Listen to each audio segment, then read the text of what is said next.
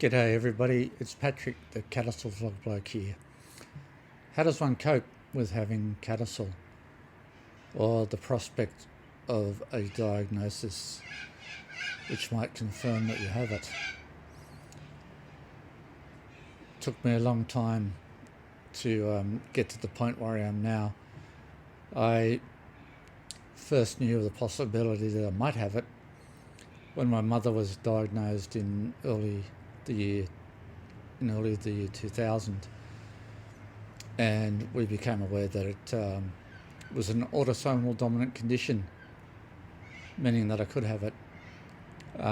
It didn't take me long to start thinking that I probably did have it, because I'd been having the hemiplegic migraines regularly for quite a few years by the time Mum was diagnosed. But I didn't choose to get a diagnosis immediately. It wasn't until after my sister was diagnosed about 4 years later as a result of a problematic pregnancy where she became catatonic for several days after the birth. And the consulting urologist learnt about Mum's diagnosis and thought that my sister might have it as well. And it was confirmed, and I thought, I think I should get this checked out, because I'd been living for 5 years, believe it or not, thinking I had it and it was affecting my life drastically. Thought about it every day, incredibly anxious, getting depression, and the migraines weren't helping. So when I found out in 2006 that I in fact did have CADASIL, it was a mixed reaction for me. It was no surprise. I expected that would be the news. I was upset, had a quiet cry in front of the doctor with Jose, my wife, and it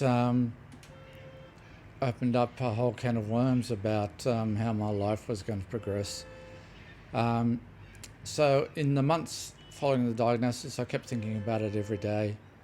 After about a year or so, I found that I was thinking about it maybe every second day, and I was still distressed about it.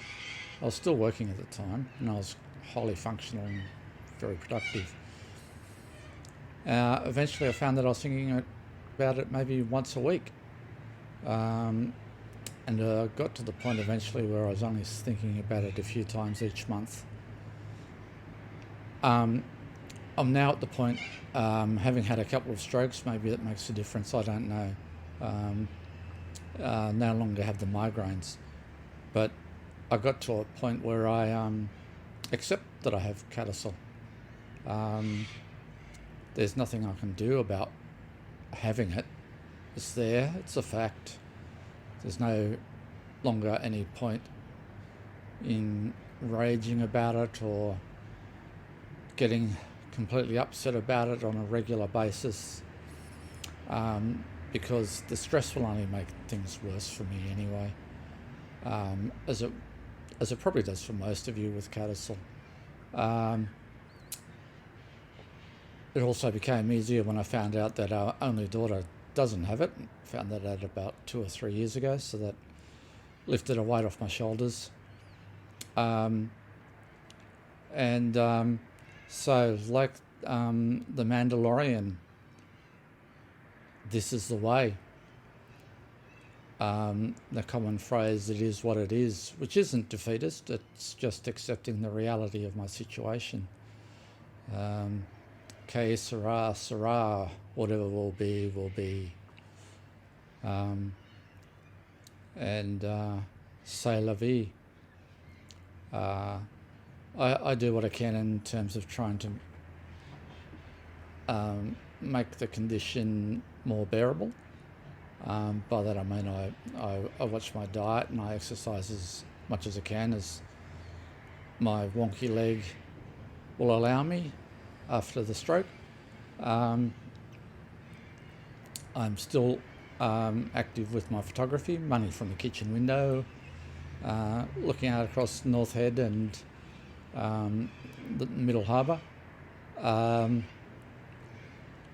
And I take medicines to control my blood pressure and my cholesterol level. And I must admit, I've dropped off in my rehab in the last few months. I've got to get back into that because it's not helping me at all.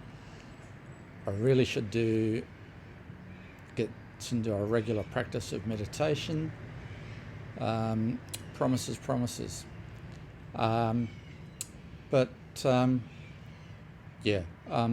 more at peace with myself for having a few years ago now accepted that I have what I have. And I've got to say that stroke rehabilitation gave me hope, because I really didn't think that I would achieve anything through that. So this is the way. Thanks everybody. Peace and love. See you next time. How do you cope?